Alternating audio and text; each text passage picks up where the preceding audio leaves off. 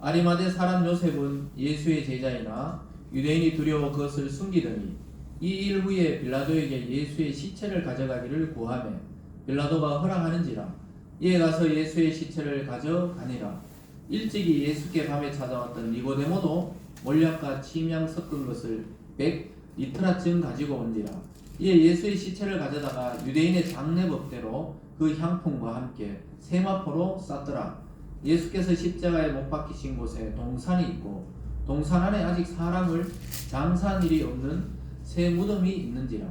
이날은 유대인의 준비일이요 또 무덤이 가까운 거로 예수를 거기 두니라. 아멘. 기도하겠습니다. 사랑의 하나님 아버지, 감사드립니다. 2023년 새해를 우리에게 선물로 주셔서 감사드립니다.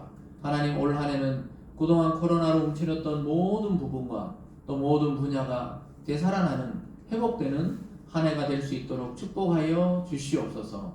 특별히 성도님들의 개인적 신앙뿐만 아니라 온 교회들이 다시 한번 영적 부흥의 시대를 맞이하는 놀라운 은혜의 한 해가 될 수 있도록 인도하여 주시옵소서. 하나님, 오늘도 말씀을 듣고자 합니다. 오늘 이 말씀이 사람의 소리가 아닌 하나님의 음성으로 우리 마음속에 새겨지게 하시고 성령 충만함으로 한 해를 살아가는 우리 성도들 될 수 있도록 은혜 내려 주시옵소서. 감사드리며 예수님 이름으로 기도드리옵나이다. 아멘. 오늘 본문을 중심으로 장래 그리고 살아나심이라는 제목으로 말씀을 증가하겠습니다. 여러분, 한 해 동안 또 하나님의 축복이 여러분의 개인과 가정 또 우리 교회와 이 땅에 있기를 주님의 이름으로 축원합니다. 우리 옆에 있는 분들과 한번 인사하겠습니다. 새해 인사 한번 나누겠습니다. 새해 하나님이 주시는 은혜가 충만하시기를 바랍니다. 이렇게 인사하겠습니다.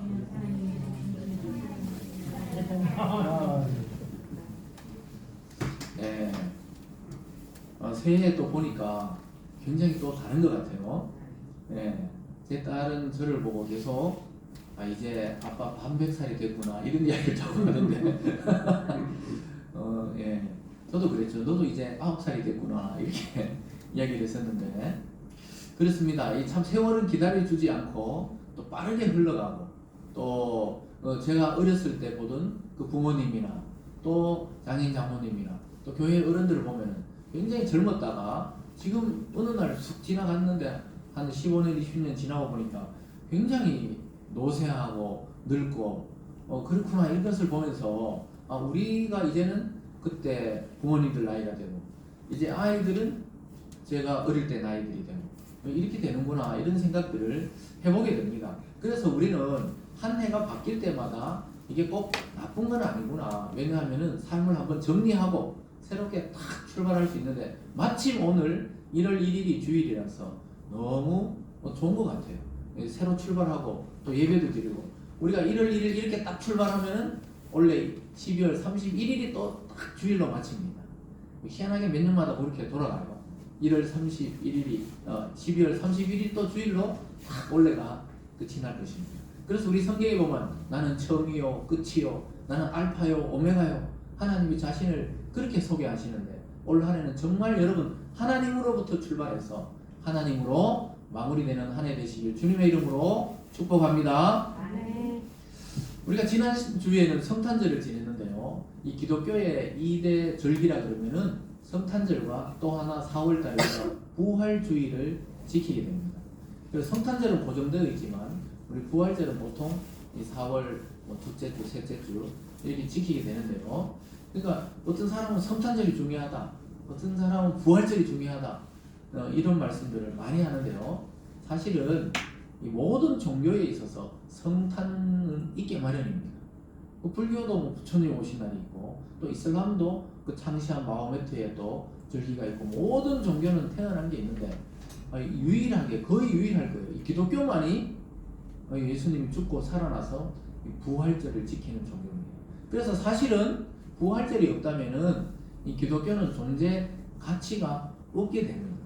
왜 그러냐면 모든 종교들이 자기들 그 종교를 창시한 자의 탄신일이 있잖아요. 우리는 탄신일이 중요합니다. 그렇지만 더 중요한 것은 사실 부활절이라는 사실을 우리가 성경을 통해 깨닫게 됩니다. 그래서 기독교는 성탄으로 시작했지만 완성은 부활절에서 완성이 되는 겁니다. 그래서 성탄절은 온 세상 사람들이 그냥 예수님 믿든 안 믿든 다 기뻐하지만 부활절은 잘 모르고 보통 안 믿는 사람들은 부활절 잘 모르고 지나가요. 그냥 그런 게 있구나 이런 정도지. 근데 믿는 자들에게는 이 부활이 굉장히 중요합니다. 그래서 우리가 지지난 시간에 예수님이 십자가에서 이제 다 이루었다 하시고 숨이 다 끊기시고 오늘 장례를 치르고 다시 살아나는 이런 장면까지 나가게 됩니다. 그래서 올 한 해는 여러분 부활의 소망, 다시 회복되는, 다시 살아나는 이러한 한 해로 맞이하시기를 주님의 이름으로 축원합니다. 그래서 여러분이 하시는 일도, 여러분의 건강도, 또 우리 교회들도, 또 이 땅의 모든 교회들도, 또 이 땅의 경제도, 또 우리나라의 정치도, 또 이 세상의 모든 이 문화들도 다시 회복되고 부흥되는 그런 한 해가 되기를 간절히 바랍니다. 그래서 오늘 본문에서는 굉장히 중요한 사실을 우리에게 전해주고 있습니다. 예수님이 장례식을 치렀다는 걸 보게 돼요. 그 말은 정말 돌아가셨다는 거예요. 우리가 지난 시간에 살펴봤듯이 예수님이 기절했다거나 아니면은 그냥 예수님의 영만 왔다 갔다 한 게 아니고 실제로 예수님은 육체로 오셨고 육체로 죽으심을 당하셨다는 사실을 보여주고 있습니다. 왜 그것이 중요하냐면은 그렇게 죽음이 있어야 부활의 아침이 있기 때문입니다. 그리고 더 중요한 것은 예수님의 죽음의 부활의 그 과정이 저와 여러분 믿는 성도들이 죽고 다시 살아나는 과정을 그대로 보여주는 예표가 되기 때문에 굉장히 중요한 오늘 말씀을 본문에서 전하고 있는 것입니다. 그래서 예수님은 십자가에 달려가실 때, 돌아가실 때는 아주 비참한 모습으로 돌아가셨지만 사실 장례를 치를 때는 꼭 왕의 장례를 치르듯이 유대인의 이 숨겨졌던 제자 두 사람이 나타나요. 유대의 아주 높은 고위 관직에 있던 숨겨진 제자, 12제자 말고 그 제자가 나타나서 예수님의 장례를 아주 정중하게 치러지는 것을 보게 됩니다. 근데 그것도 전부 예수님의 그 죽음과 또 장례와 부활이 전부 성경의 예언대로 이루어지고 있다는 사실입니다. 그래서 중요한 사실을 우리에게 드러내주고 있는 것입니다. 여러분 앞으로 주님께서 이 세상을 완성하시고 새롭게 하시고 다시 오실 때 저와 여러분이 우리 주님처럼 부활해서 영원한 몸으로 영원한 주님과 함께 살아가게 될 날이 온다는 사실을 오늘 보여주고 있습니다. 그래서 저는 소망해 봅니다. 참 우연이 아니고 오늘 2023년 첫 주일을 시작하면서 이 부활의 소망의 말씀을 주신다는 것은 올 한 해 하나님이 우리를 기쁘게 하실 것이고 살아나게 하실 것이고 또 우리가 마음으로 죽어있던 또 영적으로 침체된 모든 부분이 회복될 줄 믿습니다. 그래서 여러분 올 한 해는 무조건 축복받는 게 아니고 이 부활의 소망 안에서 축복을 받으시길 주님의 이름으로 축원합니다. 오늘 첫 번째로 보면요, 예수님의 이 뜻하지 않은 이 숨겨진 두 제자가 예수님의 장례를 치르는 모습을 보게 됩니다. 예수님이 십자가에 달려 돌아가시니까 그 용감했던 베드로도 아니 예수님 모른다 그러고 이 세 번씩이나 부인하고 흩어져 버리고 또 그렇게 예수님을 사랑했던 제자들도 다 뿔뿔이 흩어졌는데 오늘 유대인의 그 관원 중에서 아주 고위직이었고 자기 세상적인 위신도 있는데 예수님의 시체를 달라 그래서 장례를 치러주는 그런 사람이 나타나게 됩니다. 우리가 지금까지는 그 이름이 잘 드러나지 않지만 예수님이 십자가에 달리고 돌아가시고 나서 이분이 나타나는 거예요. 그 사람의 이름은 바로 아리마대 지역의 출신 요셉이라는 사람입니다. 그래서 성경에는 왜 그 지역 출신을 이야기하냐면 요셉이라는 이름이 많았잖아요. 예수님의 육체의 아버지 이름도 요셉이고 구약의 야곱의 아들도 요셉이고 그러니까 여기 왜 그러냐면 아리마대 사람 요셉이라는 근데 그 사람이 부자였다고 성경이 기록하고 있는 거예요. 그래서 왜 이렇게 부자로 기록했느냐 그것은 마태복음에 보면은 마태라는 제자가 그것을 기록할 때 마태복음 오늘 읽었던 요한복음 말고 마태복음 27장에 가보면 그를 아리마대 부자 요셉이라 하는 사람이 왔으니 그도 예수의 제자라 이런 구절이 있습니다. 그래서 그도 예수의 제자라고 그래요. 우리는 12명의 제자 그 중에 한 명은 배신하고 또 베드로도 부인하고 다 도망갔는데 예수님의 숨겨졌던 제자 요셉이라는 사람이 있어요. 아리마대 사람 그는 부자였다 이렇게 마태는 이야기합니다. 마태가 왜 그를 부자라고 이렇게 소개했을까요? 마태는 직업이 뭐였습니까? 요즘 말로 하면 세무서에 근무하는 세무 공무원이었어요. 그러니까 전부 사람을 볼 때 그 부로 사람의 위치를 하게 돼 있어요. 자기 하는 직업이 그거니까. 세무사, 세무공무원, 세리니까. 그 세리 하다가 예수를 따랐거든요. 그러니까 뭐 딱 보니까 저 사람 부자구나, 그럼 사회적 지위가 있구나, 저 사람 가난하구나, 뭐 이런 걸로 좀 이렇게 판단했던 것 같아요. 근데 마태 다음에 마가라는 그 복음서에 보면은 이 사람을 어떻게 표현했냐면 존경받는 공회원이요 하나님 나라를 기다리는 자다, 이렇게 표현하고 있습니다. 그 존경받는 공회원이다, 이 말이, 우리나라는 국회라는 게 있죠. 그래서 거기서 법을 결정하지만 유대 사회는 그 국회와 정부의 기능이 사내들인 공회라는 데서 통합되어 있어요. 그 당시에 로마의 지배를 받기 때문에 황제는 없지만은 분봉왕이 거기에 있었고, 또 정치적인 거 말고 종교적이고 모든 유대의 예법을 결정하는 것은 사내들인 공회라는 공회가 있었어요. 우리나라 뭐 국회에서 법을 만들듯이 거기서 결정하면 그냥 유대인들이 따라야 되는 그러한 아주 지도자의 반열에 있던 사람이 바로 아리마대 사람 요셉이었습니다.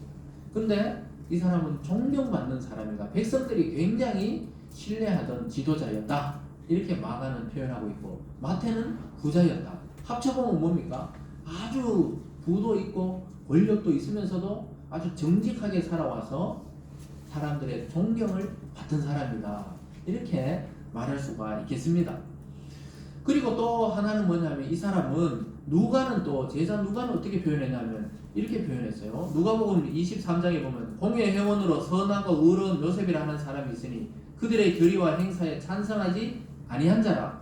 그는 유대인의 동네 아리마대 사람이요 하나님의 나라를 기다리는 자라, 이렇게 말합니다. 그래서 아리마대 사람 요셉은 하나님의 나라를 기다리던 사람이다. 근데 어느 날 예수가 와서 막 갈릴리 주변에 다니면서 또 예루살렘에 올라와서 또 5,000명을 모겠다 그러고 죽은 자도 살렸다 그러고 또 기머거리를 귀가 듣게 했다 그러고 막 이러니까 그를 찾아갔던가 봐요. 성경에는 자세히 기록되어 있지 않지만, 그래서 예수를 하나님의 아들로 믿었던 사람인 것을 우리가 알 수가 있어요. 아주 중요한 것은 뭐냐면은 선하고 의롭다. 아까는 존경받는다. 그러니까 이 요셉이라는 아주 사람은 유대인의 그 공의에 있으면서도 예수를 반대하지 않았던 것 같아요.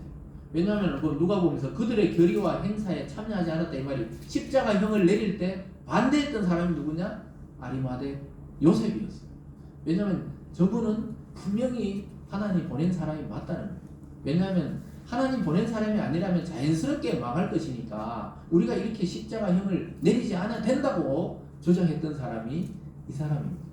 그래서 자기 그 유대의 이 공동체에서 쫓겨나거나 또 물러설 수는 없었기 때문에 그 자리를 지키고 있었지만 예수님을 드러나지 않게 계속 신뢰하고 있다가 결국 그분이 돌아가시니까 아무도 옆에 없으니까 자기가 빌라도를 찾아가서 예수의 시체를 달라 할 정도로 이 사람은 권위가 있고 위치가 있었던 사람입니다. 그러니까 아무나 가서 달라 할 수 없거든요. 왜냐하면 로마의 그 반역에서 십자가에 달려 돌아간 사람들은 그냥 공동묘지에 던져서 그냥 장례를 치르지 정식적인 장례를 치를 수 없는데 이 사람이 가서 예수의 시체를 달라 그래요. 또 빌라도는 또 내어줍니다. 그런 걸 봤을 때 빌라도도 하도 유대인들이 소요를 일으키려고 그러니까 예수를 십자가에 넘겨줬지만 사실은 십자가에 넘겨줄 만큼 그런 흉악범이 아니라는 것을 이 총독 빌라도도 알고 있었던 거예요. 어쨌든 간에 이 마태, 마가, 누가, 요한 이 사복음서 전체의 아리마대 사람은 우리가 통합적으로 볼 때 아주 존경받고 아주 부자였고 아주 공의의 회원이었으면서도 하나님의 나라, 하나님이 통치하는 세상이 오기를 기다렸던 사람. 그래서 예수를 통해 이것이 이루어진다는 사실을 확신하고 있었던 사람이었습니다. 그래서 이런 높은 지위에 있는 사람이 자기가 들어갈 무덤, 이 새 무덤을 만들어 놨거든요. 거기서 장사 지내려고 했어요. 그 우리나라처럼 그냥 땅을 파고 봉분을 만드는 게 아니고 유대 땅은 땅이 척박하니까 바위 같은 거, 딱딱한 그 산 같은 걸 구덩이를 이 동굴을 파듯이 파서 장례를 치르기 때문에 요셉은 자기가 부자니까 아예 따로 하나 만들어 놓은 그 새 무덤에 예수를 모시게 됩니다. 근데 이 사람만이 아니고 또 한 사람 사내들인 공의의 회원이었던 니고데모라는 사람이 또 예수님을 그 시체를 요셉이 갖고 오니까 같이 장례를 치르는 장면을 보게 돼요. 이 사람은 사회적 신분만이 아니라 유대의 랍비였어요. 랍비. 유대의 그 성경을 가르치는 선생이었다고. 근데 예수를 밤에 찾아왔거든요. 자기 나이도 있고 사회적 신분도 있으니까 그 젊디 젊은 예수님께 와서 뭘 물어본다고 하면 좀 부끄러우니까 밤에 찾아왔는데 예수님이 돌아가실 때쯤 됐을 때는 예수가 누군지 확실히 깨달았던 사람이에요.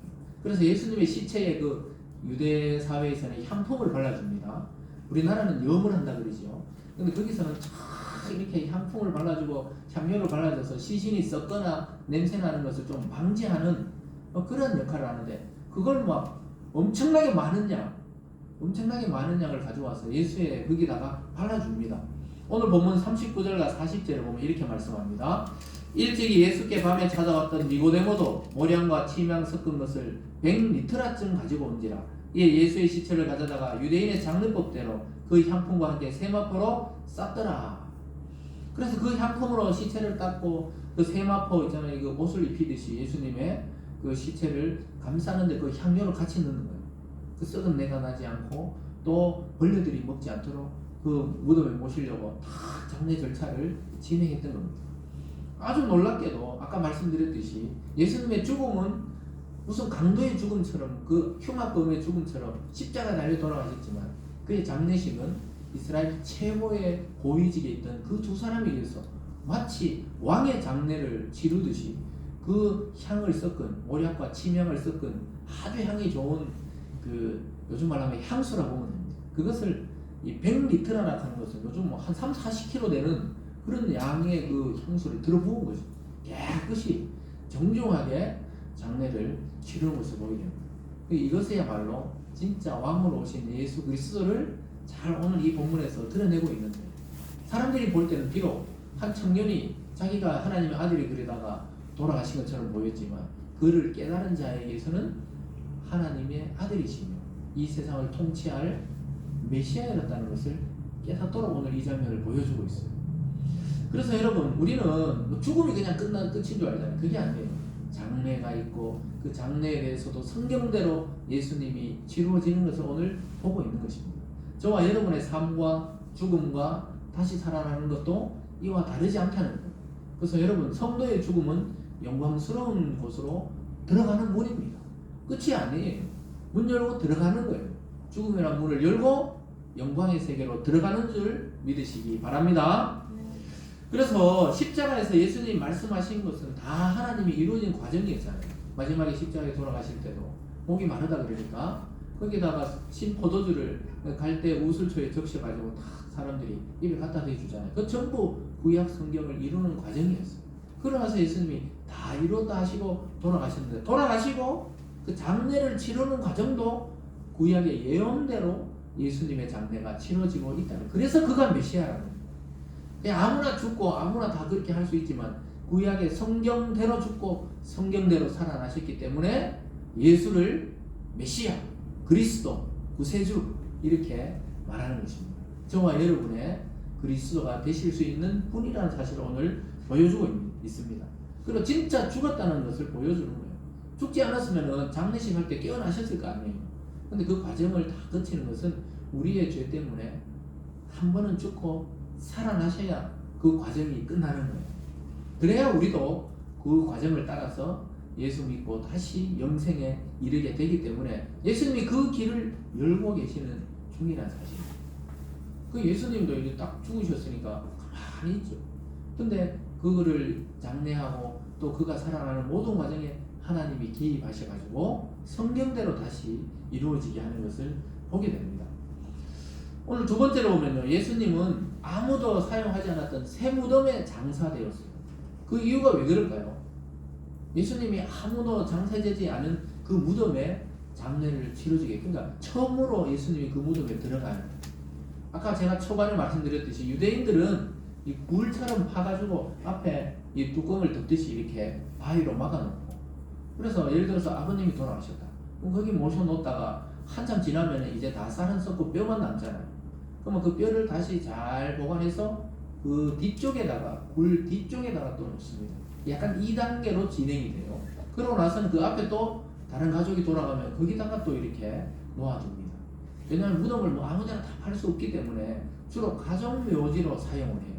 우리 구약 성경에 아브라함도 막벨라 굴을 돈을 주고 사가 자기 아내 사라가 먼저 죽었을 때 거기 장사를 치르고, 나중에 자기 죽었을 때도 거기 들어가고, 자기 아들들도 막벨라 굴에 들어가잖아요. 그러니까 그렇게 굴처럼 이렇게 이런 장례 문화를 좀 이해를 해야 됩니다.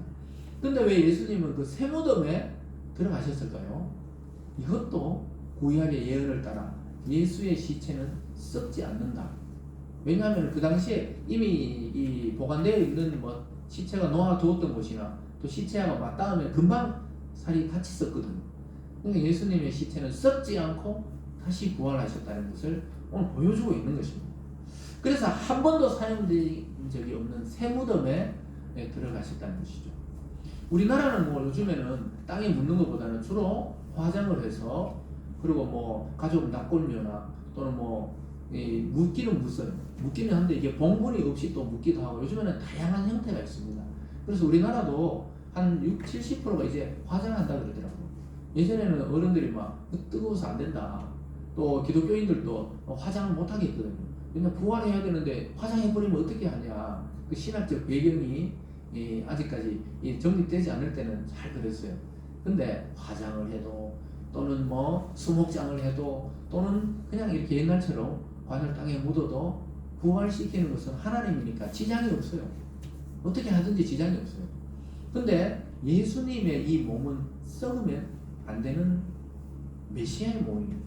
그래서 하나님은 새무덤에 장사되게 하시고, 사람들이 다 떠나가고 그 안식일 밤에 언제 어떻게 살아나신지 모르지만 주님이 새 몸을 주셔서 다시 살아나시게 하기 위해서 썩지 않은 몸으로 계시기 위해서 그렇습니다.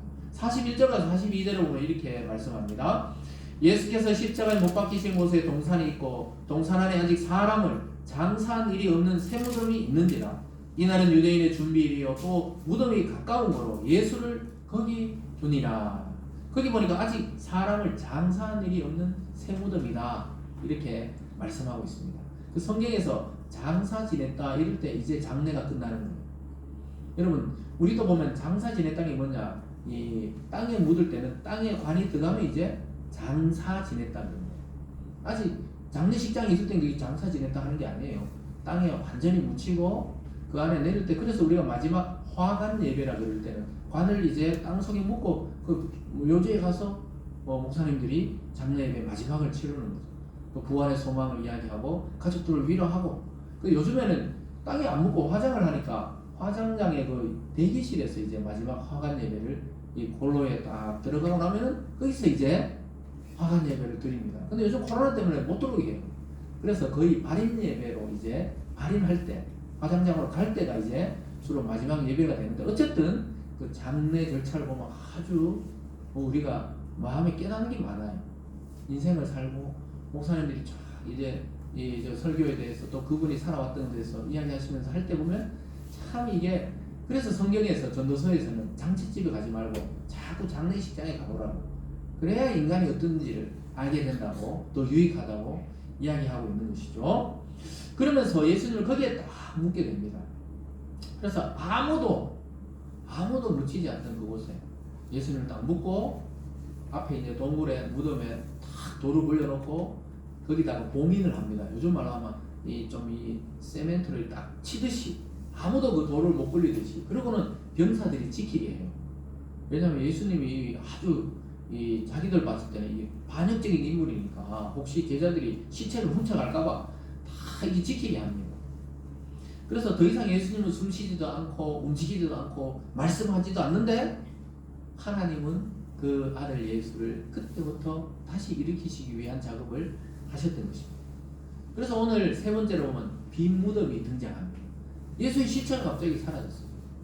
20장으로 넘어가 보면 이제 막달라 마리아라는 이 여자가 막 달려가 봅니다. 안식일이 끝나고 달려가 봐요. 그 유대인들은 안식일에는 일하지 않고 멀리 가지도 않거든요. 다 예배만 드리고 멀리 가지 않아요. 그래서 안식일에는 갈 수가 없어요. 예수님이 돌아가신 날이 안식일 전날이잖아요. 요즘 말로 하면 주일 전날이란 말이에요.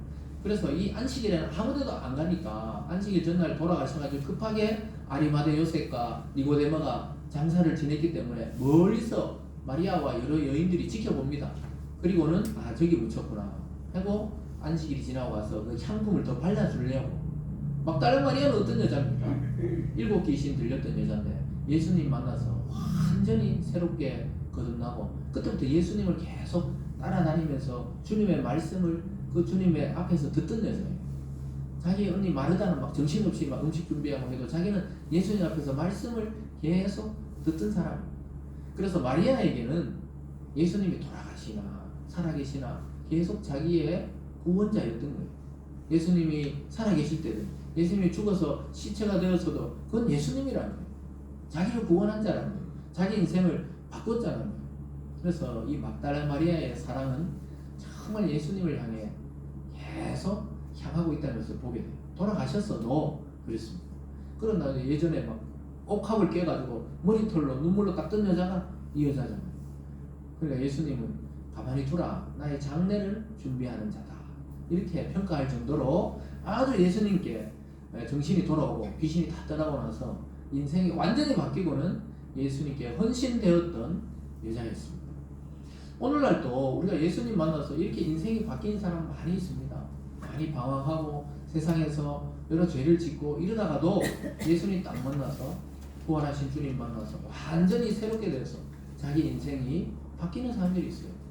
그런 사람 중에 어떤 분들은 목사님이 되기도 하고 선교사님이 되기도 하고 또 복음 전도자가 되기도 하고 이런 인생을 사는 분들이 굉장히 많이 있습니다. 그래서 예수님은 지금도 죽은 게 아니고 부활하셔서 우리와 함께 지금도 살아계시는 주님이라는 것입니다. 믿습니까?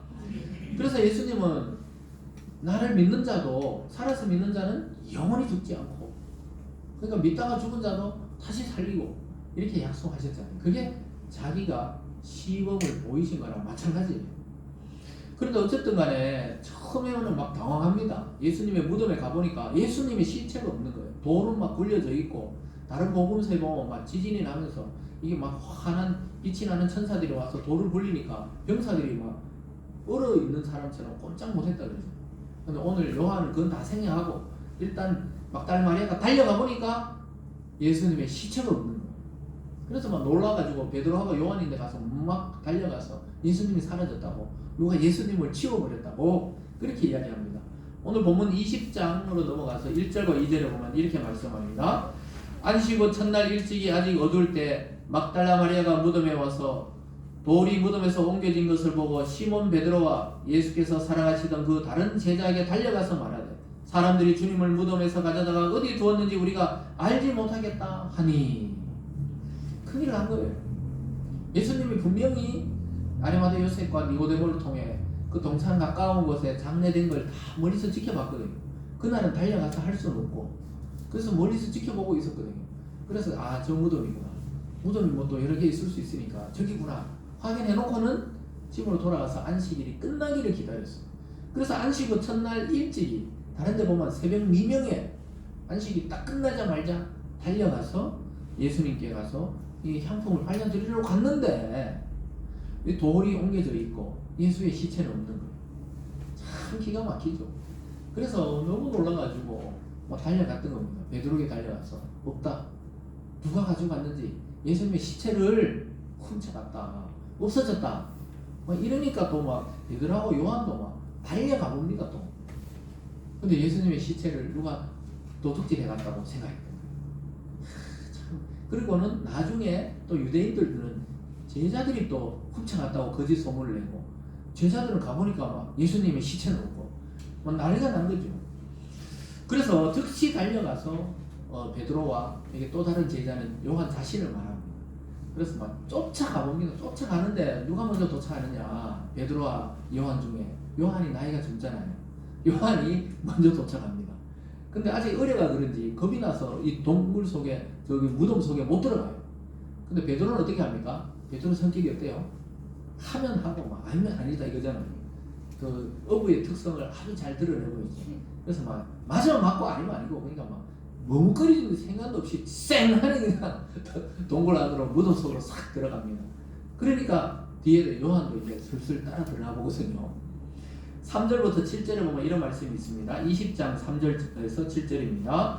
베드로와 그 다른 제자가 나가서 무덤으로 갈새 둘이 같이 다름질하더니 그 다른 제자가 베드로보다 더 빨리 달려가서 먼저 무덤에 이르러 구부려 세마포 놓인 것을 보았으나 들어가지는 아니하였더니 시몬 베드로는 따라와서 무덤에 들어가 보니 세마포가 놓였고 또 머리에 쌌던 수건은 세마포와 함께 놓이지 않고 딴 곳에 쌌던 대로 놓여 있더라.